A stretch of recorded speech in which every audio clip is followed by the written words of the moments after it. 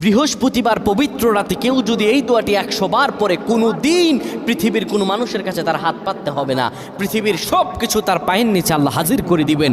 দারিদ্রতা থেকে মুক্তি দান করবেন, বিপদ আপদ থেকে মুক্তি দান করবেন, তার সম্মানকে সুউচ্চতা দান করবেন, অসুস্থতা থেকে দূরে রাখবেন, আল্লাহর অশেষ দয়া ও রহম তাকে দান করে দিবেন। সুবহানাল্লাহ।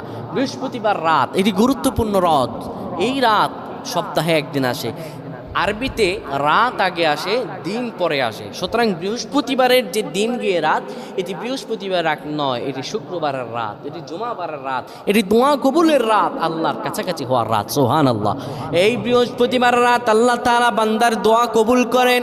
কেউ যদি বৃহস্পতিবার রাতে ঈশা নামাজের পরে পবিত্র হয়ে ইয়া হাইয়ু ইয়া হাইয়ু ইয়া হাইয়ু ইয়া রফিয়ু ইয়া রফিয়ু ইয়া রফিয়ু এই দোয়াগুলো পড়তে পারে 100 বার, আল্লাহ রাব্বুল আলামিন তার